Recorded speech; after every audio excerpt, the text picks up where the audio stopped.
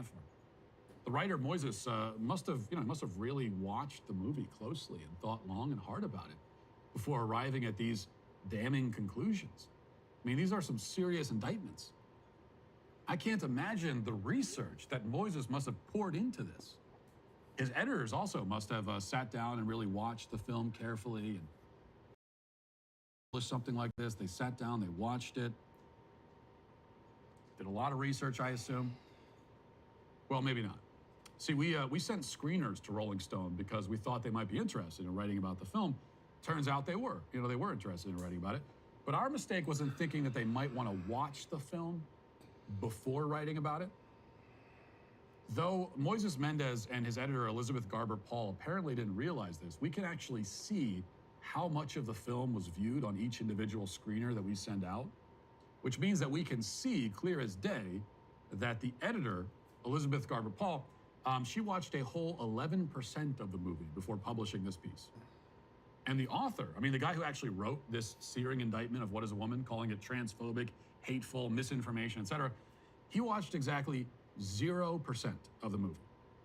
We can see that. You see it right there, 0%. He didn't watch 1 second of it before offering his review of the work. Moises Mendez, he's like a food critic who walks by a restaurant, doesn't even go in, glances through the window, and then writes a detailed review panning the food. Now, you might think that Rolling Stone was aware that we would know they didn't watch the film before reviewing it, and that perhaps they just didn't care. Maybe they were defiantly flaunting their own closed-mindedness. But that theory is contradicted by the fact that Moises locked down his Twitter account within 3 minutes of me publishing the screenshot showing that he didn't watch the movie. Rolling Stone soon followed suit by putting the article behind their paywall. They clearly weren't planning on getting called out and didn't think they would be. That's a theme consistent with what you find in the movie itself, if you were to actually, watch it. People on the left aren't prepared to be held accountable. And that's somewhat understandable, to be fair. In their privileged bubble, there is no accountability. They're not familiar with the concept. They don't know how to react when it happens. Now, I'm not naive. I know that nobody at Rolling Stone is engaging in any self-reflection today. I'm sure Moises Mendez did not even take a second to pause and ask himself, wait, am I nothing but a half-witted propagandist? Is that what I've become? He's not thinking about that. Instead, he's no doubt hiding behind his locked account, crying that all the scary right-wingers are being mean to him. Yet, even if we cannot get these people to ever look in the mirror and see themselves for who and what they are, we can at least see them more clearly. And we can know that they must never be taken seriously. Nothing they say means anything. They are not interested in truth or accuracy or anything related to it. So, we shouldn't be interested in anything that they ever say about anything. Instead, we should say to Moises Mendez and all the Moises Mendezes of the world, you are all canceled. Well, I hope you enjoyed that clip from the Matt Walsh Show. If you did, go ahead and hit that subscribe button right down there so you can stay up to date on all of our future content.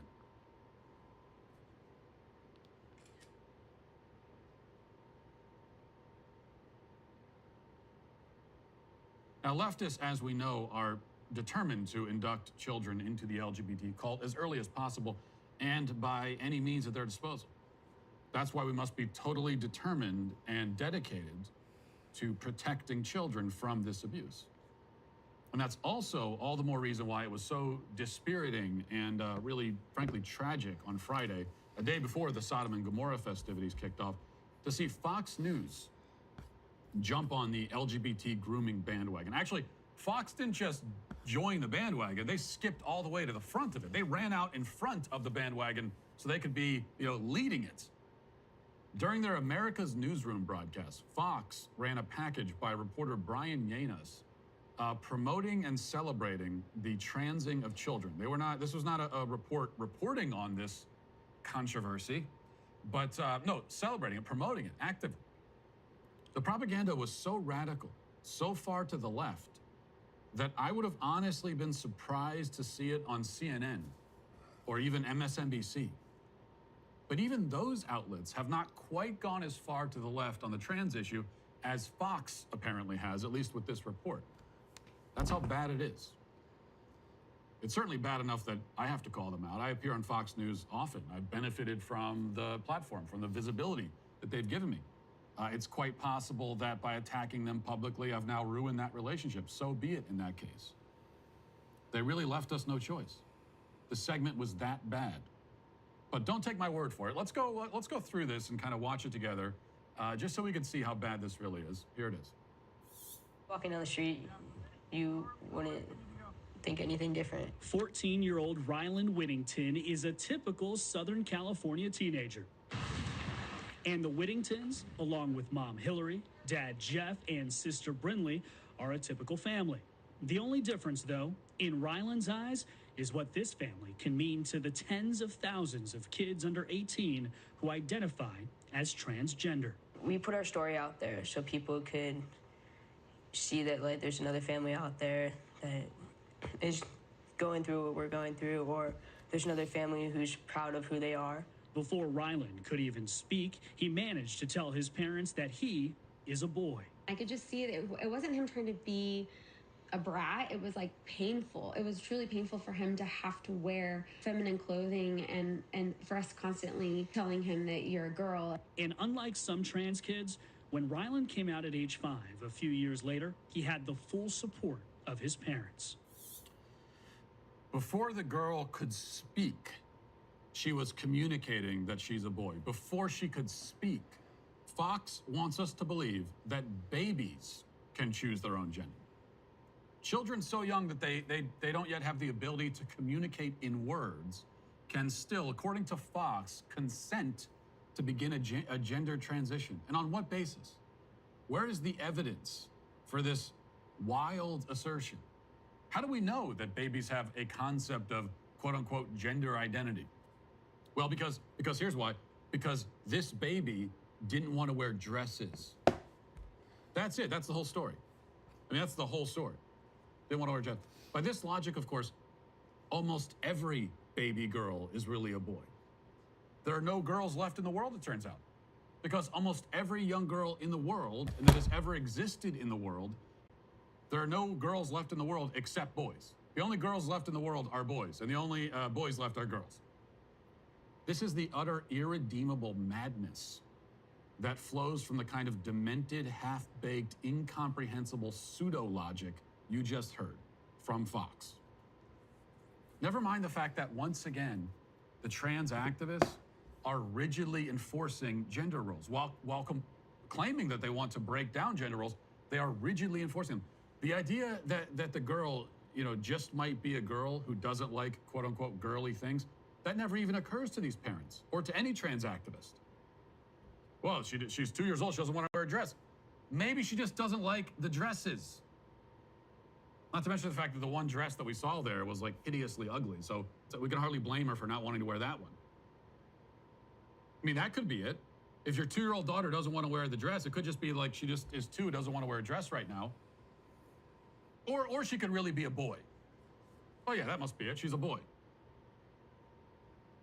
So according to the trans activists and to the left and now to Fox News, girls must like girly things. And if they don't, then they're boys. So good news, ladies. You can be anything you want to be. You have self-determination. Nobody can tell you what to do. You are your own person. Be yourself. Unless you don't like the color pink, or if you prefer not to wear dresses, and then you can't even be a girl anymore. You're now a boy. Here's some injections to sterilize you and permanently alter your voice. Oh, we'll also have to remove your breasts. You're not going to be needing those ever in your whole life. We've decided, because you don't like wearing dresses. You don't like wearing dresses, so we're going to chop your breasts off, and you'll never have that bodily function ever again. This is the deranged, dangerous insanity that Fox News is selling. And it gets worse. Listen. Initially, there was some pushback from us in trying to understand this. We were confused like most people are. We thought that gender and sexuality were the same thing. It took us a while to figure out that those two things are different and that children actually do recognize their gender identity very young. Some of them, not all. But they listened to Rylan and to Hillary's conservative faith. For me, it's just a deep spiritual belief that you believe in God and he, created us the way he wanted us, well then yes, he created Rylan just the way he. Who was considering myself lucky to be there. And he said, our child had displayed this gender dysphoria or this gender misalignment at the same age that Rylan has. And we didn't listen and we pushed back. That pushback led that child to turn to self-harm as a teenager, which 60% of trans and non-binary kids engage in, according to the Trevor Project. More than 50% consider suicide. That for me was the turning point. I didn't want to see Rylan to go through that. I'd rather have a living son than a dead daughter.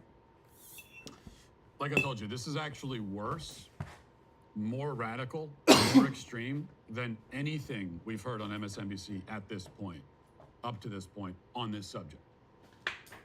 They're packing all of the most extreme and nonsensical trans agenda talking points into one piece of propaganda. We've already heard that a girl chose her own gender when she was a toddler and then came out when she was 5. That's an actual sentence that was uttered on the air on Fox News. When she came out when she was 5, she's been on the earth for only 5 years. She has almost no understanding of the world or herself or human biology. She's not going to be a legal adult for another 13 years. Her brain won't be fully developed for another 20 years. And yet she was able to make this decision for herself. And then we're told that the parents' conservative faith is what drove them. Mommy Munchausen says that God doesn't make mistakes, and she's right about that. Yet her conviction that God doesn't make mistakes is what led her to the conclusion that her daughter was born in the wrong body and was really supposed to be her son, and the only way to fix it is with drugs and surgery. On the contrary, it turns out that according to her, God does make mistakes. He makes pretty big ones, it turns out. There are some major screw-ups on the heavenly assembly line, and somehow boys' souls are put into girl bodies and vice versa. And this seems to be happening a lot more recently too, somehow. Must be a new management up at the factory. Probably should review their training protocols, I don't know. No, by Mommy Munchausen's telling, God is a bumbling fool, an idiot, whose work needs to be checked and corrected with the help of the pharmaceutical industry. That's what she thinks. Next, we're given a few alleged facts and figures from the far-left propagandist organization, the Trevor Project, which claims that alleged trans kids will kill themselves if they're not allowed to transition their gender. I'd rather have a living son than a dead daughter, Mommy Munchausen tells us. This is the macabre bumper sticker slogan that has served to justify the butchery of thousands of children. There's no data to back it up. Nothing. In fact, as we discussed last week, the data shows that gender transition does not decrease the suicide rate. In fact, the data shows that it increases it. Suicidality is highest a decade after transition. That's what the data shows. The suicide claim from trans activists is nothing but emotional blackmail. In the case of these horrendous, evil parents, it's simply a rationale. It's self-justification to legitimize their choices after the fact.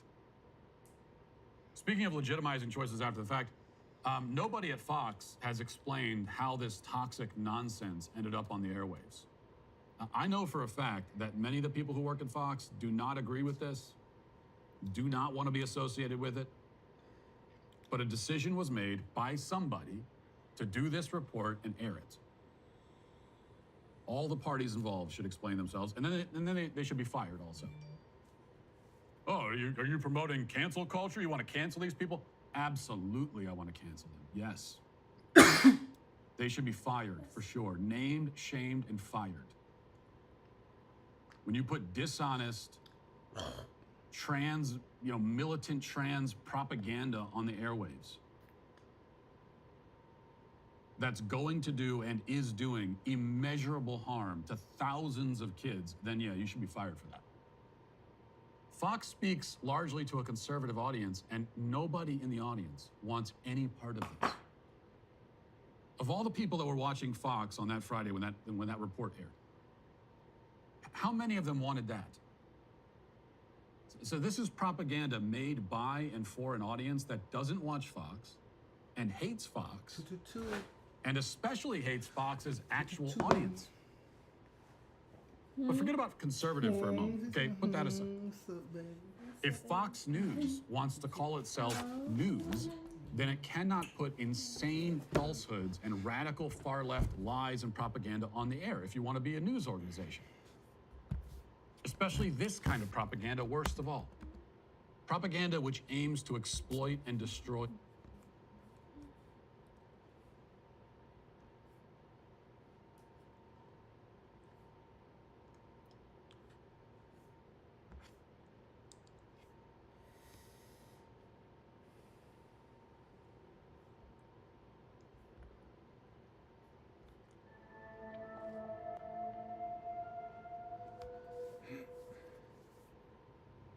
Grizzly bears, steep mountains, thick woods. Grizzly Mountain is the stuff of legends. This is the most wild thing I've ever done. I'm Biko Wright, and these are my 10 items for loan. First is the axe.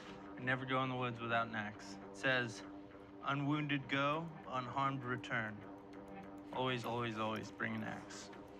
Next item. Saw. The teeth are extremely sharp, makes processing firewood way easier, makes building a shelter way easier. Next item is my bow. It's a 55-pound recurve, 9 arrows. Next item is multi-tool, much more useful than a fixed blade. Next item is 6-inch ferro rod. I wouldn't want to rely on friction fires with these kind of climates. My next item is an aluminum Dutch oven. I went with aluminum after doing a bunch of research just because it doesn't break as easy as cast iron does and it's lighter. Paracord. Used for shelter building. I'm gonna make a gill net with it, make a bow drill kit for backup. Snare wire. Useful stuff, not just for snaring, but also crafting stuff, building shelters, making lures, jigs, all that. My next item is a -30 synthetic sleeping bag. Unlike down, you know, it'll still insulate when it's wet. My final and most important item, fishing line and hooks. I chose fluorocarbon line because it's extra see-through, harder for fish to see. And I wouldn't want to go into the backcountry without fishing line and hooks. Those are my 10 items. Hope I do well out there.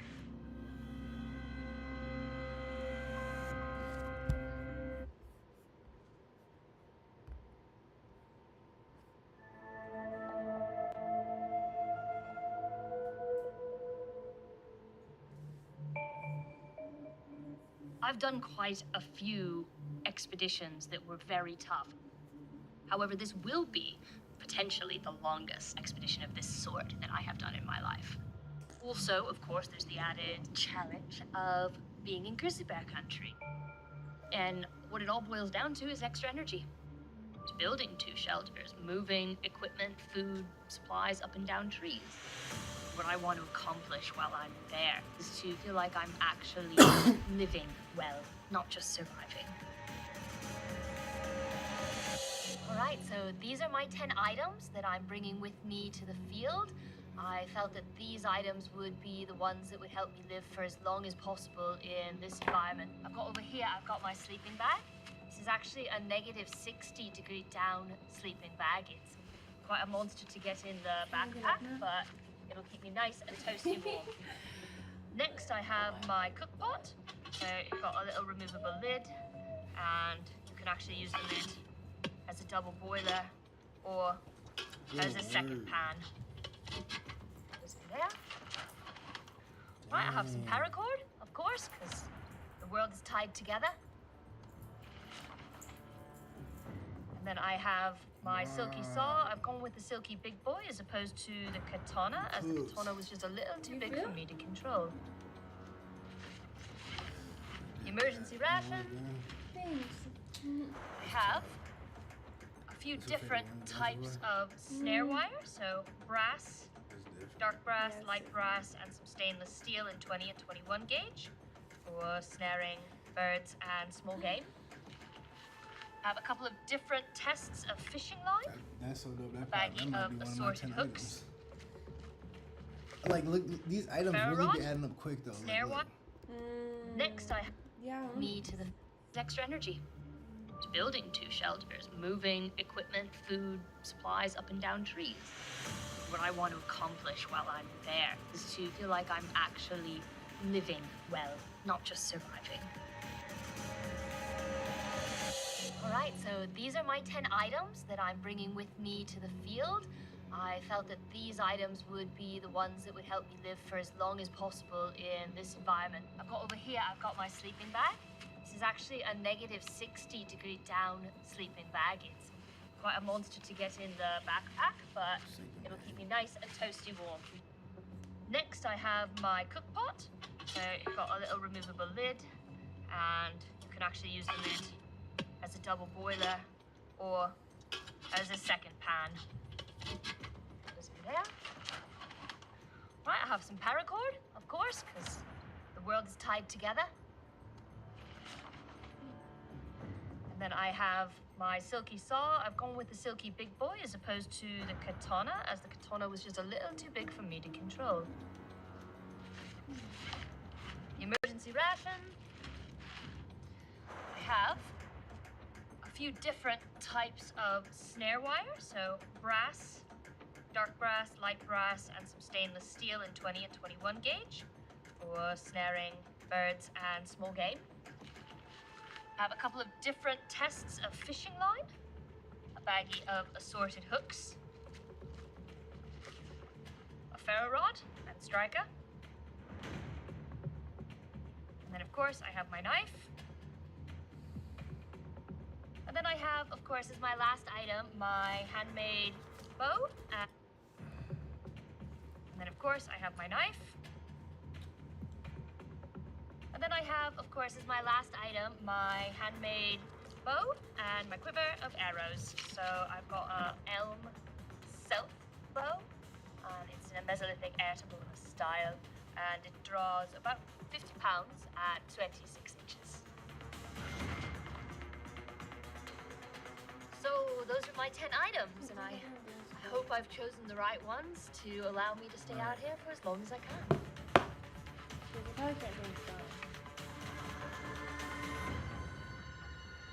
The last dude I watched, I just watched that one nigga. What's that nigga's name? Decos. Grizzly bears, steep mountains, thick woods. Grizzly Mountain is the stuff of legends. This is the most wild thing I've ever done. I'm Biko Wright, and these are my 10 items for loan. First is the axe. I never go in the woods without an axe. It says, unwounded go, unharmed return. Always, always, always bring an axe. Next item, saw. The teeth are extremely sharp, makes processing firewood way easier, makes building a shelter way easier. Next item is my bow. It's a 55-pound recurve, 9 arrows. Next item is multi-tool, much more useful than a fixed blade. Next item is 6-inch ferro rod. I wouldn't want to rely on friction fires with these kind of climates. My next item is an aluminum Dutch oven.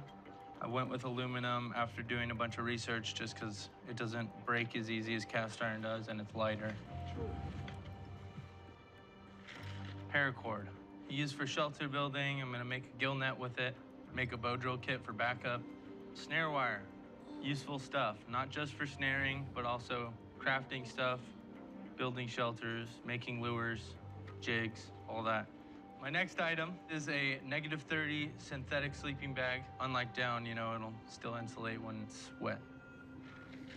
My final and most important item, fishing line and hooks. I chose fluorocarbon line because it's extra see-through, harder for fish to see. And I wouldn't want to go into the backcountry without fishing line and hooks. Those are my 10 items. Hope I do I well don't out think- there. I think it's nice because I don't have to bring like an arrow or fishing hooks. So like, Right. I get like 2 more extra items, so maybe chocolate. You're gonna set on the chocolate. No, just you. Maybe extra blanket. I don't know. Like, I'm probably gonna go back through the list and just look. I just think Extra it's, blanket, I would need that. you know what I'm saying? Like maybe like. I feel like I'd bring like lavender oil.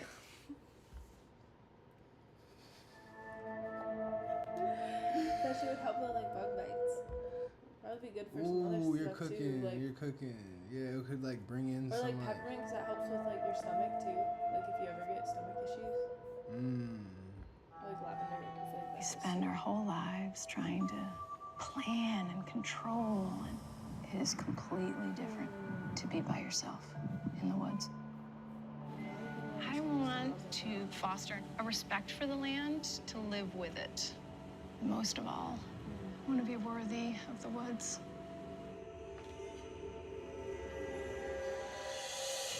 My name is Michelle Finn, and my 10 items start with the sleeping bag. It's going to keep me nice and toasty in my shelter. My next item is camp axe. I chose a metal shaft instead of wood. I don't have to worry about breaking the handle, and it's a little bit lighter weight. I'm not a giant person, so that helps a lot. It also when has they're, a really like, doing the nice back tapping end, thing, so I can use it as a sometimes they'd be pounding like- tool as well. Or like if you're going through thick brush, something. I guess a machete would work though for that. My next item is a folding saw. What's nice about this saw is that blade can be used as a draw knife to strip logs. It also has a really good reach, and I'm pretty short. I want to be able to get above my head pretty easily, so I chose this saw because it has quite a big blade on it. My next item is paracord. Never leave home without it. Great for a lot of things, but we'll probably be tying some live things this year, so it's also useful to make lures. Obviously, you can weave nets with it. You can use it for shelter. Next item is my camp pot. I love cast iron. I love cooking with cast iron. I wanted a nice base on it, and I also wanted something with a nice lid. That's a multi-use item right there, so I can fry on the lid as well. Even though I've been making fire by friction for more than 20 years, I'm bringing a ferro rod. Fire is one of those fickle things that just didn't want to leave it to chance with a bow drill, so I'm bringing a ferro rod with me. My next item is a multi-tool. Got a lot going on with it. Obviously, you've got blades, you've got pliers, you're able to cut your wire, it's got a saw, prying tools, and things like that, so multi-tool. My next item is fishing gear. We're gonna be on Chilco Lake this year, so a must-have for getting some fat sources this year. And my next item is snare wire. I chose That's mine. It's like industrial 3 items, like, wire, stainless you wanna steel. defeat We're the animals. going to be going for rabbit this year with our snares. Like a bow that. And my last item is my bow. That line I chose this too? bow Yeah. because And, it's like, pretty they good said under 2 pressure. lines. It keeps its form really well. Store-bought bow, Trapping industrial wire for trapping wire, stainless animals, steel. Yeah. and then the line is for Yeah, fish, so- Fishing. and then arrows. Good under So that's pressure. 3 It items. keeps its form really well. Store-bought bow instead of a primitive bow, even though I've made primitive bows before. I felt like it would do pretty well with the weather conditions because I think there's going to be a fair amount of wetness. And let's hope I chose well.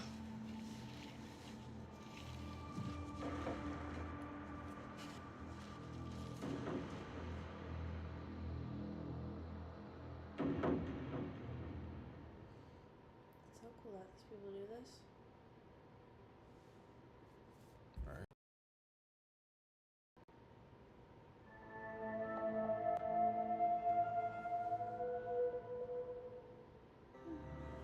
The mountains here are glacier covered, which brings about cold downdraft winds when it's nice out. The way I see this game, when I'm out there, my main goal is to get to a thriving point as soon as possible so that I can outlast everybody else. My name's Nate Weber, and this is my 10 items. My first, the quickest decision was the sleeping bag. I've got a multi-seasonal sleeping bag. It's good to -60, plus an outer liner, which makes it -80. And the next item would be my Oh, pot. so this is minus the I brought a clothes. 2-quart They can cast make it. iron pot, well seasoned. Didn't take long to decide that either. Along with the pot, I brought a ferro rod 6-inch standard with a good striker. Fire's important. Brought some paracord.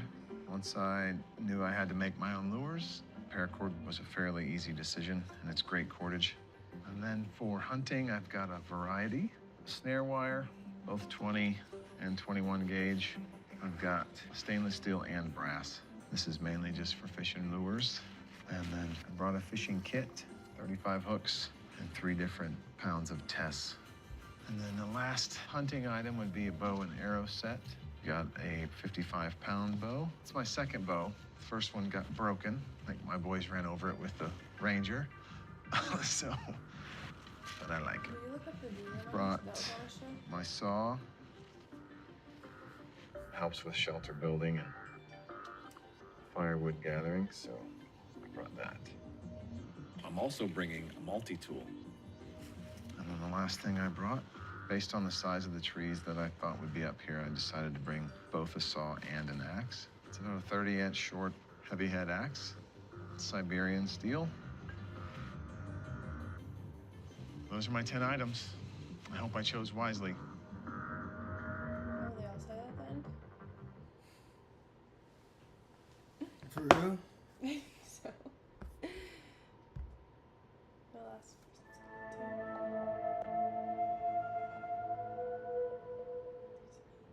I want to know who won. This is what I kind of do on an everyday basis. For this season? Mm-hmm. Season 8. I've been able to kind of make a home anywhere I go. I plan on just going out and making a life and staying until someone tells me to come home. I typed that dude on I'm Rose YouTube, Moore, right? and these are my 10 items. I don't know First, how I strict chose that a YouTube negative process, 20 I ain't seen sleeping that. bag. Fire won't last long. With all the soft wood out there, this is going to be really important to help keep me warm. Next step, I chose trapping wire. Running snares is going to be really important to get me some extra meat. This is going to be really important for me to snare hares while I'm out there. Also, I can tie flies with it for fishing. My next item is a fishing line and hooks. This is really important for maintaining the fat that I'm going to need to survive out there. So I have some 20-pound line and a variety of hook sizes. I also chose paracord. I did a variety of colors with this. I wanted to make sure that it had multiple uses, so I'll be able to use this for fishing as well as building my shelter and marking my snare lines. I chose a multi-tool for another item. It has a knife and scissors. I also have snare wire cutters. There's a bunch of little gouging tools in there. So this is going to be really handy for so many reasons. This is going to be one of my most important items. For another item, I chose a saw. It's a folding saw, so it's really compact. So I can just pack it right in my bag easily, and it doesn't take up much space. It's going to help me use a lot less energy when I'm cutting up trees for my shelter. I also chose an axe. The saw is great for sawing up the wood, but getting the trees started, this will be really handy. It'll also be handy for carving anything that I need. It has a nice sharp edge on it. I went with a shorter version so I don't expend as much energy doing it. And for my fire source, I chose a ferro rod. I wanted something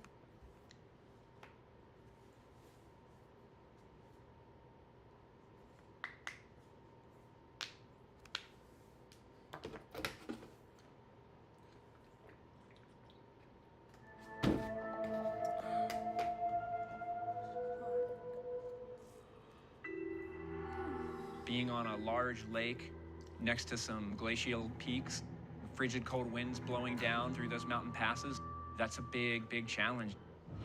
This is not a bonus for me.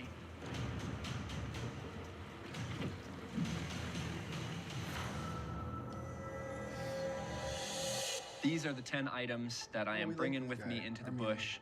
Item number 1, sleeping bag. So having the sleeping bag makes it so that I'm not going to need to spend quite as much time gathering as much insulation as I would without it. Hopefully keep me nice and warm. Next item I'm bringing is an emergency. So I have to stress about gathering away. So building, bringing a saw or bringing an axe. This saw is large pieces of wood, so that is a crucial tool. The other tool that I'm bringing is this fixed blade knife. I don't really ever use a Leatherman. It wears on your hands a whole lot because it's not very smooth, so this fixable handle. And also, I got the blade, very crucial for my fire making. So really helpful for the fire making is going to be this paracord. I've done bow drill without a parachute cord, but this is going to make it a lot easier. And for tying up my shelter, for any other projects that I might want to do, I have a longer ream of this bright orange paracord, and that's for when I set traps. And then I have a bunch of multicolored, and I've got multiple different sizes of pound fishing line. So fishing is going to be very important. There's a lot of fish in this lake, and I have multiple size hooks and multiple size lines so that I can get after all the different types of fish. So my cooking pot. I was about to tell you. This cooking pot is going to be very important when it comes to cooking my meals. I could just get some fish and cook it over the fire, but when you cook things over the fire, the fat is the first thing to drip off. As soon as it gets hot enough, it liquefies, it drops into the fire, and that fat is absolutely crucial. I don't want to lose a drop of that fat. The item that I've received the most flack for choosing is my water bottle. Yes, I could just use this cooking pot in here as my water carrying device and to drink out of, but then I won't have anything to drink out of when I'm cooking. Also, if I need to boil my water, I don't have to utilize my cooking pot for that. I can fill the water bottle up, stick that on the coals after taking the top off, and then I'll be able to boil the water in that. So, for me, this water bottle seemed like too smart of a choice. Snare wire. Instead of doing the ferro rod, I'm going with the snare wire because I feel confident in the bow drill. And this snare wire, I'm going to be able to use it to snare some rabbits, but also, just as important, I can use this for making fishing lures. And I can also use this to make weights so I can cast my fishing line a little bit further. Last but certainly not least is my trusty bow and arrows. So I made this bow out of Osage orange specifically for this show. And this is a 55-pound draw bow. And then I have these small game points for rabbits, grouse, ducks, anything else that I might come across and hopefully have the opportunity to shoot at. They said you could. So, the reviews on this shit are just ridiculous. So before you see the picture of it, okay. Not the first comment, because like the first comment's gonna be whatever, but the second comment, I've heard that this is a quite challenging book to read and thought I'd give it a try, but I should have checked it out from the library instead of purchasing it. It's even more cryptic than states, and after just a few pages, I started wondering if I should be doing something more productive with my life. And maybe 100 pages of such cryptic content. I haven't read Ulysses though, so if I agree with that, maybe I could appreciate it better. But I can honestly say I feel of language than the Finnish way.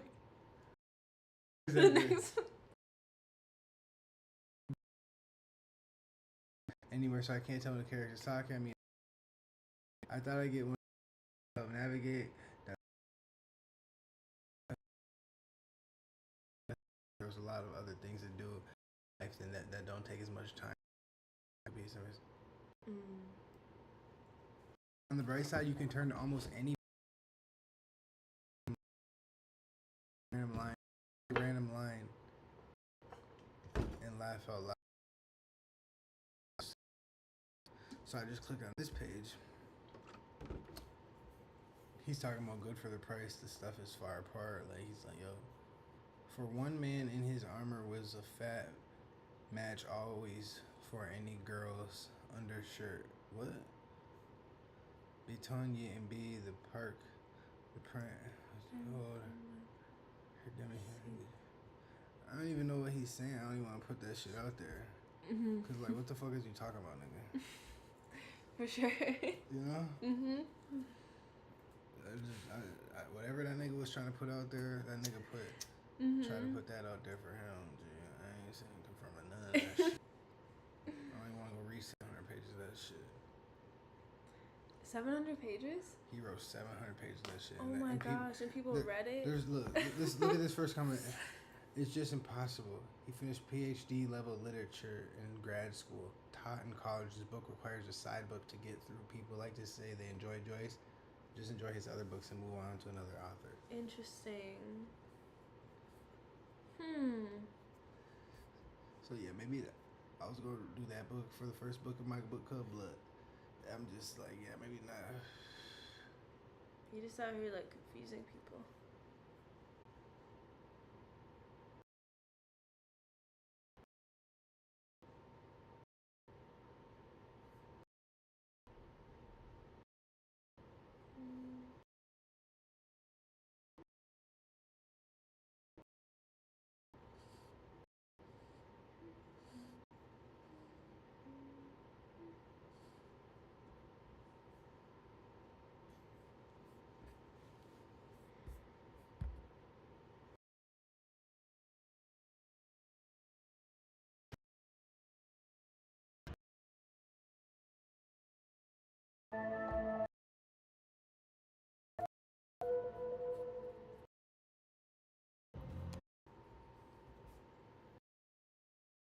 Snow.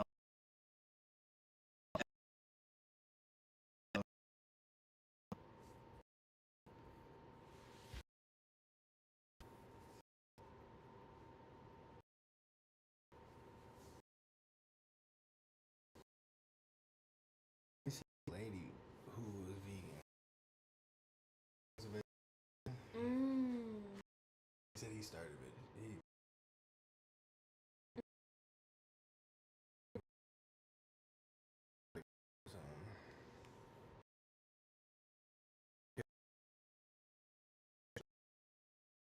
Animals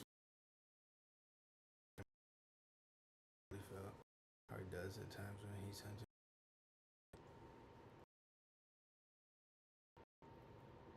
He said you can't, and that's his reality.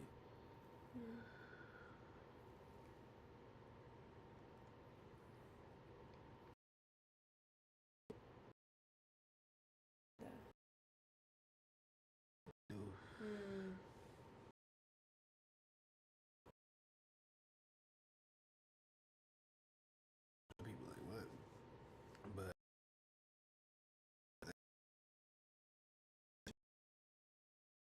I'm already gonna have some food, nigga. Like, cause you want me to just stay here? Like, I would have already had a plant growing already. You know what I'm saying? Like how he's like, I'm gonna have a You ration. can bring Like, some seeds. like he said, I'm gonna have a ration when I go out there. Like, just so I can build my shelter first. Like, I'm gonna just look up the loan items real quick, and then we gonna go up by like 3 o'clock or 3. Okay. Sounds good.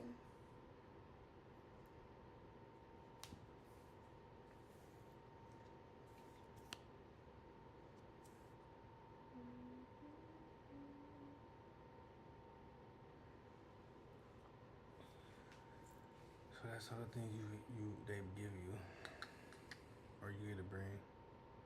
The hats, 6 wool socks, 4 pairs of gloves, 2 underwear briefs, 1 parka jacket, scarf, you know, clarifications, then the 10 item list.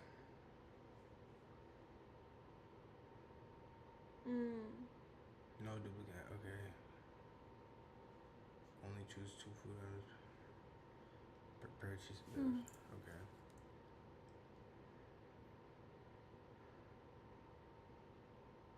Is this like a list of what they can bring or what? Didn't all of them have a tarp though? Yeah. But none of them showed their tarp. Maybe they're given that. Are they given no, certain I stuff? think it was in season 9 they had tarps. Cause I don't think they had made. They don't. Well, that nigga was cutting up a boat, wasn't he? Yeah, that was the 8. That was 8. Season 8. Did they have? Does it say that they give it to them? I guess they probably give him the. Because they give them a few things, right? It's like. Yeah, but this is part of the item selection list, and it says tarp right here.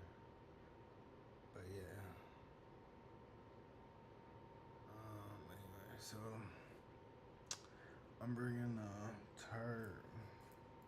I'm gonna just assume they got a tarp. I'm gonna bring a sleeping bag. That's 2. Pot. No tarp. I'm bringing just a pot.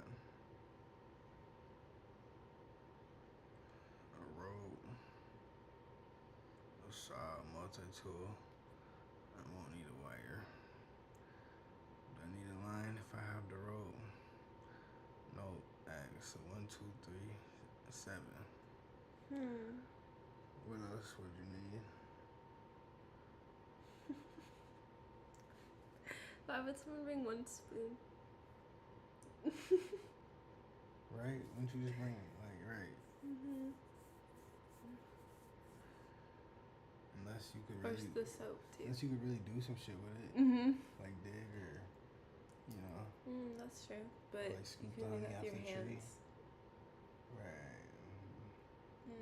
Off the tree? Yeah. If you need to like mash the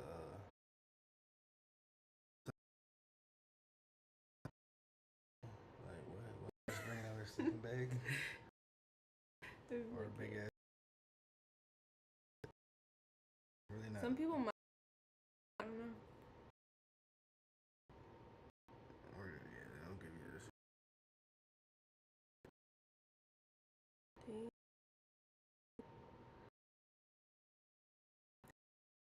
Than that, no.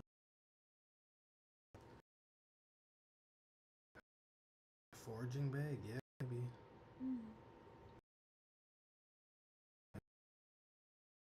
Ooh, a block of salt. Yes.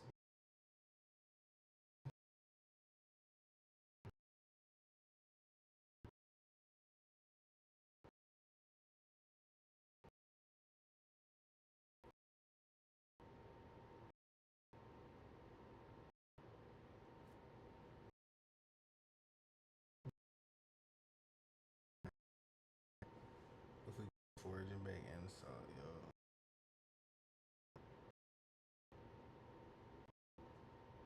Do they get to bring books? No, like I think Is there's a that list like of the a person. choice? You could bring Is like that a one picture. of the 10 items?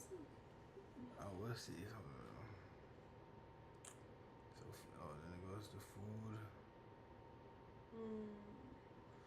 So you can get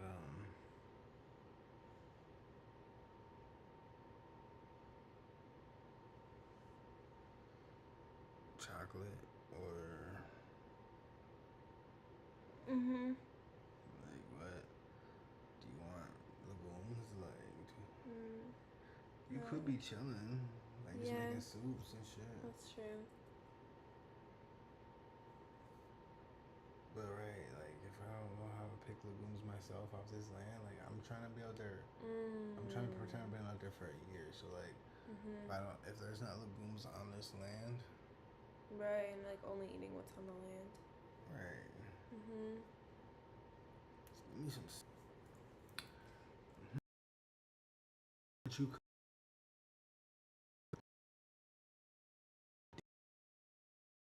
pound of sugar, but you bring like some certain type of sugar, you know, a special ass sugar.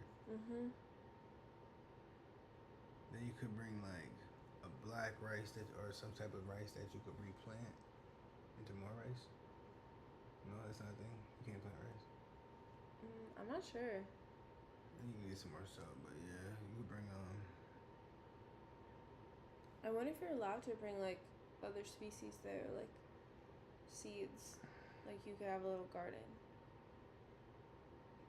Too long to